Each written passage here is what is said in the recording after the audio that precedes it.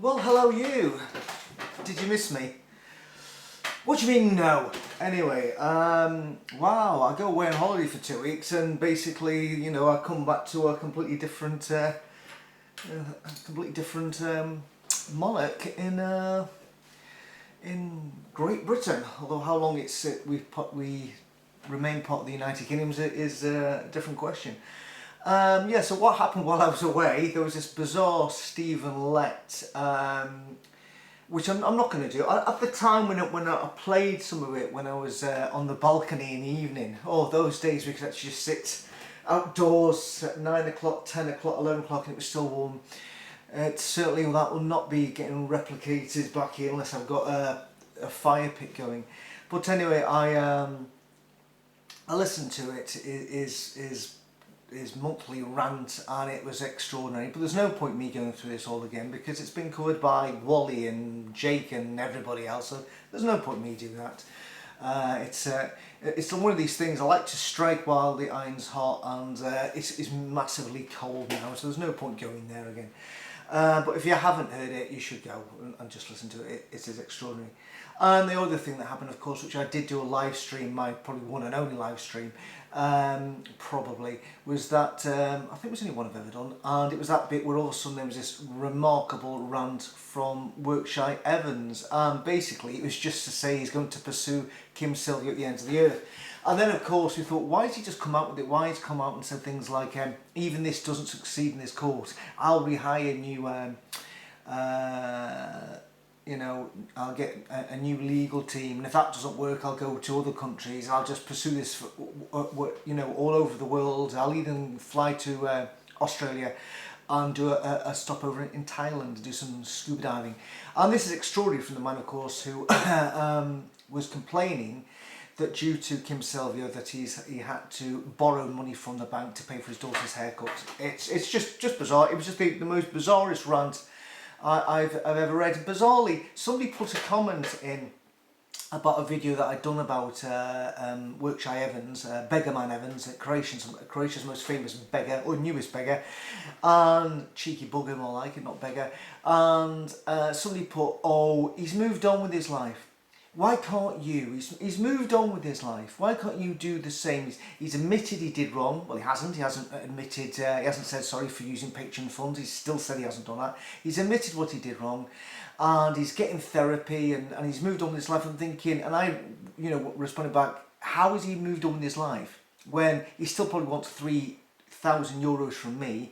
He still has said he's going to chase Kim Sylvia all around the world because he was extraordinarily annoyed, I think, by seeing weekly Twitter updates of all the people that Kim met when she was in England and Ireland and Wales and Scotland. I don't know where Kim is. I don't know.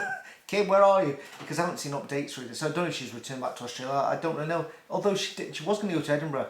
I don't know, I'm confused. Maybe Kim's still in Britain, I don't know. And so I think it was definitely in response to that. But then of course this thing came up that potentially somebody had discovered that potentially his case had been thrown out in a Croatian court. We all knew it was a lot of bullshit anyway. And then of course he then retorts back, that's it, how do you know? So anyway, who knows what's going on? It's just extraordinary. And then I believe he deleted the link to his massive long crazy rant, but of course I read it word from word, so it's on my video, and I'm sure I downloaded it as a PDF, and other people did screenshots, so we won't be forgetting that one in a hurry, will we? The Queen died, of course, and also a guy called Jerry Allison died as well. And if you don't know who Jerry Allison was, but he was he was the drummer in the Crickets, who Buddy Holly was with, and he was the last, bizarrely, a guy called Sonny Curtis was with the Crickets early doors as well, and he wrote the song, he wrote the song I Fought the Law and the Law Won, which of course the Clash had the big hit with, and Sonny Curtis wrote it. And I got to see the Crickets performing in Southport Pavilion in the late 80s when the Crickets did a tour, because the original Crickets with Buddy Holly did a tour in England on an only visit. I believe, with Buddy Holly at least, and they sort of did the same tour again. And Sonny Curtis was there, Jerry Allison, J.B. Malden, I think the drummer, the bass player, double bass player, and another guy they got in to sort of sing Buddy's bits. And now all of them are dead. Sonny Curtis died just the other week, and Jerry Allison died a few weeks ago, which I only just found out today, because of course with the Queen dying, it's like nobody else has died. But yeah, so I was quite sad to read that news this morning, that yeah, bizarre, you know. And he persuaded Buddy Holly to retitle a song he was working on called Peggy Sue. Initially Buddy Holly wanted to call it Cindy Lou, and Jerry Allison said, no, I'm trying to court favours with this girl called Peggy Sue. Can you write this song about this girl from trying to court? And it did work, because eventually he married Peggy Sue, but then he divorced her, so hey ho. But anyway, that's also happened. And let's go back to why I do this video in the first place. Lisa said, just a quick update, but it is cloudy. I haven't seen the sun for 2 days. I saw it a little bit when I came back on the Sunday, but yesterday was crap. Today it's going to be crap. Tomorrow it's going to be crap. And Thursday it's going to be crap as well. So I so wish I was in Spain seeing the sun, because there ain't no blue sky here, mate. There's no Mr. Blue Sky here. It's pretty damn awful. Anyway, so I'm doing a bit of work here, and then I'm going to have to do some paid work in somebody's garden, and then I'm going to do some driving Thursday, Friday. So literally back on the train wreck is my employment work at the moment. However, it did afford us to go abroad to Spain twice this year, so I can't grumble. Right, so when I was in Spain, getting back to what this is supposed to be about, I passed by the Carters. The first time it was in a place called Malaga. We were staying about 25 minutes south of Malaga, just after a place called Torrelaminos, and it's called Mijas, Cali de Mijas, or anyway, it was nice, and it wasn't busy, and it wasn't built up like Fengarola is and Malaga is and Marbella is. It was really nice, and when we went I hired a car for the 2 weeks I was there, because there's no way I could stay in any place for 2 weeks and not actually go out and visit. A lot of people don't like driving abroad. I don't mind it at all, even though obviously you're driving the wrong side of the road, and for the first day you're thinking, when you approach it around, oh shit, which way do I go? Is it left or right? It's always right when you're abroad. And when I came back to England, of course, when I came the first round back, I'm going, which way is it again? I got confused.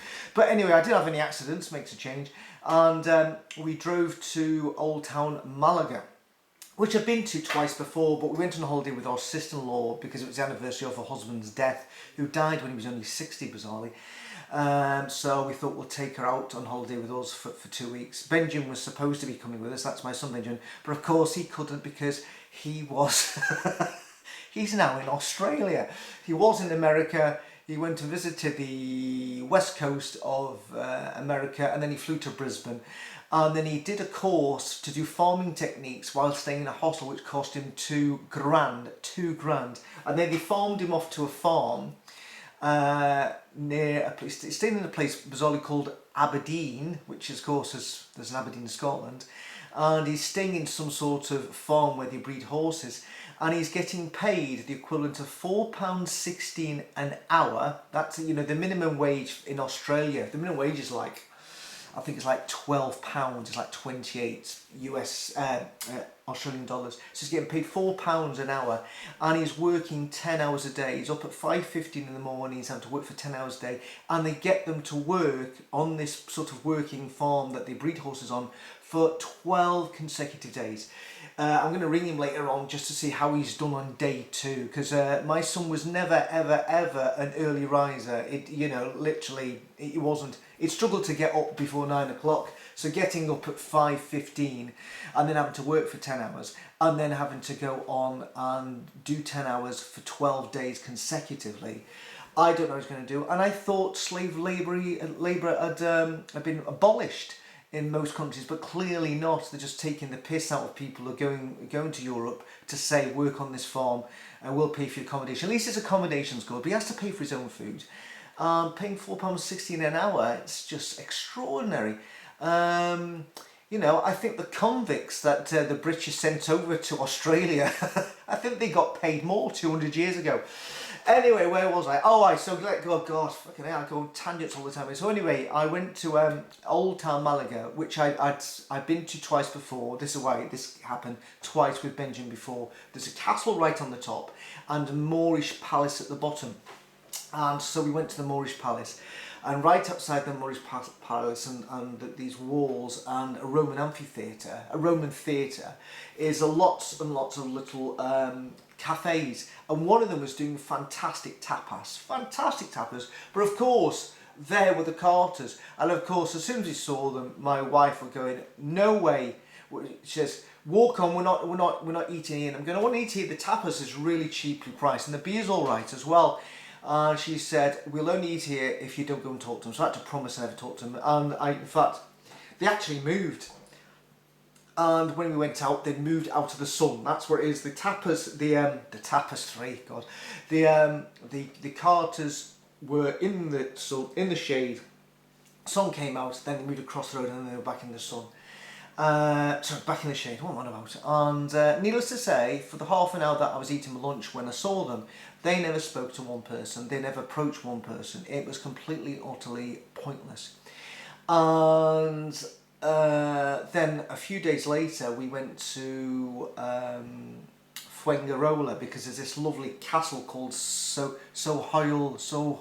Castle. Anyway, it's one of the most famous castles you ever see. If you ever see pictures of a castle on the beach right on the sea, it's this one in Fuengirola. And Fuengirola wasn't that bad actually. And we went there a couple of times for lunch and just for a walk. And the second time we went, we were walking along, well, it's not a boardwalk there, but we were walking along the side, and I couldn't believe it, but there were the carters yet again. And there was two women and somebody in a wheelchair. Needless to say, not speaking to anybody. We walked past them, walked right past them. They never ever approached us. And well, I'm not kidding. Visibly, I didn't, visibly get upset, but I did moan to them while we were having lunch. I says, how is that preaching? And I then tweeted the second picture, and then somebody started tweeting me back on my Twitter account, who clearly is a witness, started saying things like, yeah, the reason why they don't approach people is because they don't want, because it's in the public, they don't want anybody to complain and potentially close down the preaching work worldwide. Absolutely extraordinary poor excuse. And so basically, of all the things that Jehovah's Witnesses do, I think it's the one thing that does my head in the most. I've said this before, jw.org,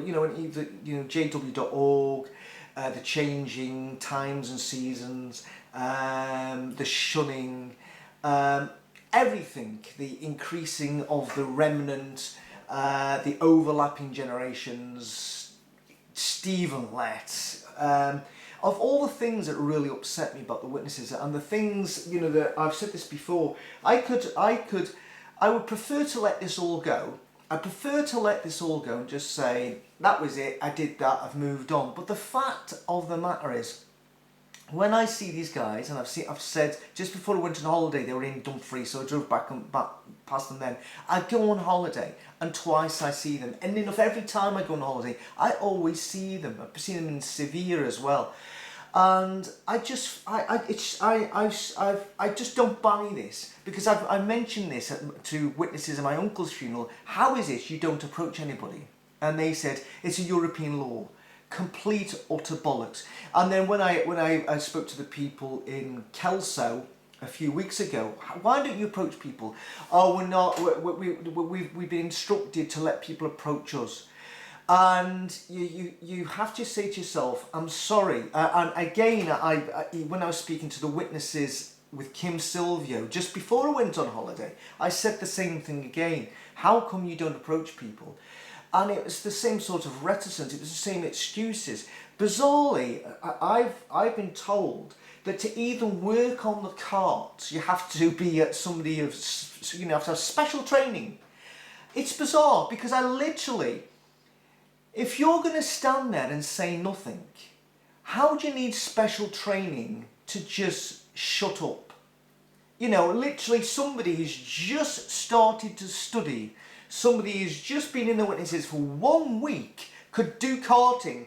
Right, you've just come along to the meetings, yeah? Do you fancy doing some preaching? Oh, I don't know, I'm a bit nervous. Well, it's easy. You sure? Yeah. You just stand there, some cart, and you say nothing. Is that it? Yeah, you literally stand there, and you approach no one, and if people come up to you, you just say, do you want one of these? And then they say yes or no. That's all you do. Wow, is that it? That's so easy. Do I count my time as preaching? Well, we shouldn't really, because we're not really preaching, but you can do.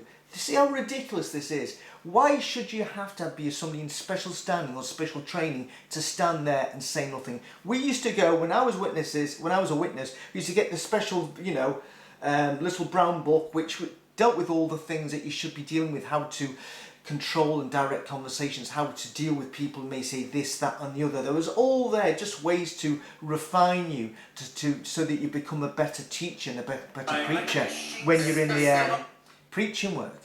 But these guys don't need this.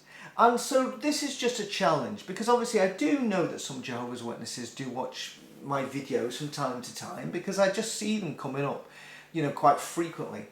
And it's just a challenge to say, I want to know, I'm not buying into this complete utter nonsense, that the reason why they can't approach people is because somebody may complain and just say, oh, I was walking past these people and they came up to me and gave me a leaflet. Sorry, that happens all over the time. You get Greenpeace do that. You even get people who want you to go and eat in the cafe. Can I just give you this? Can I just give you that? It happens all the time. People in the street will approach you and give you stuff all the time, and you can either ignore it or take it. These people have the literature which is supposed to be there, and within inside that literature is the key to finding happiness, is the key to everlasting life, and yet these people cannot even be bothered to approach people to give them the only thing that's potentially going to help them survive Armageddon. They are literally standing there and letting literally imagine if they're for an hour at a busy place, literally hundreds of people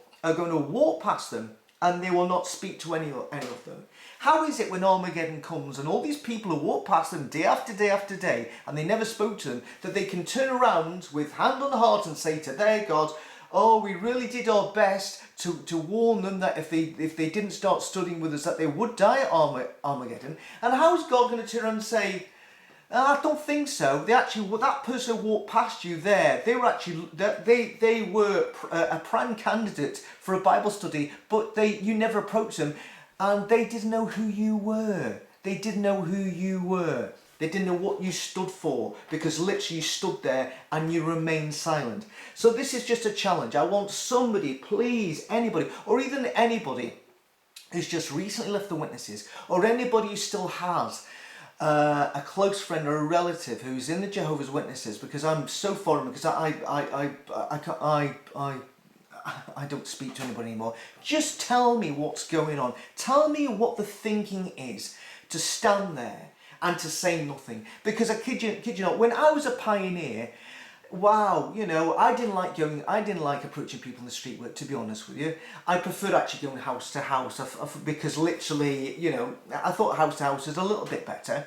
But just think about this. You know, these people are standing there and they're saying that the reason why they don't want to approach people is the threat that they're approaching somebody in the public will actually potentially end up with the preaching work banned. Yes, but they're quite happy to actually go to somebody's gate, open up the gate, walk up somebody's private path, right, and shut the door, ring the bell, and then try and persuade them that their religion is wrong. That's what they do. So, but apparently there's no. Apparently, when that used to happen, there was the fear of the preacher work getting banned. But they're not in fear of the house-to-house work getting banned. They're not in fear of that. Apparently that's okay. They rationalise it. Yes, it's quite all right to go into somebody's private property, you know, where they actually have little things saying no hawkers, no sales people here, little stickers, no Jehovah's Witnesses, you know, nobody this. They actually have something because people don't want anybody going their property. I think that's going to cause more potential complaints than it is just going up to somebody and just say, can I just give you this please? That conversation is in the public and they go, no, you're all right. Okay, I'll take it, I'll read it later. You know, I don't get it. I want somebody out there, please, please, please, to try and tell me so I can understand why Jehovah's Witnesses who are doing the Carters refuse to approach people when they believe that Armageddon is imminent, where that leaflet inside could be the key for them to having a Bible study and to saving their lives and potentially this person's whole family. Why are you not doing this? Please. Answers on a postcard. No, don't do answers postcards. Just put it in the comments. I really want somebody to explain this to me because it's, like I said, I don't get it. Like I said to the witnesses when I was with Kim Selvio in Glasgow, I cannot imagine Jesus just standing there. And I said to the girl, but you're supposed to be an imitator of Christ. This surely is not something he would do. I just would love somebody who can logically explain this to me, because of all the things that the witnesses do and have done. This is the one thing that absolutely does my head in more than anything. More than anything. I'm not saying it ruined my holiday. It didn't ruin my holiday, but yeah, it did ruin my holiday. No, it didn't ruin my holiday. It just, yeah, it ruined my holiday. No, it didn't ruin my holiday. It bothered me. It bothered me. So anyway, I'm going to go because I'm going to have a coffee, take the dog for a walk, and go and do some gardening. And usually I do gardening in the shorts, it's fantastic, but I won't be wearing shorts today because it looks absolutely crap out there. At least it's not raining. And my tan is, I've already seen it, it's already fading. In about 1 month's time, there'll be nothing to, but no tan to speak of. And I don't know when the next time I'm going to be in the sun. Anyway, wherever you are, have a great day, whatever you're doing. I'm going to phone this, just going to do a call with the son now. He should be back in his digs to see how he got on doing his last 10-hour shift for his £4.60 an hour. My God. Anyway, yeah. See you later and bye-bye.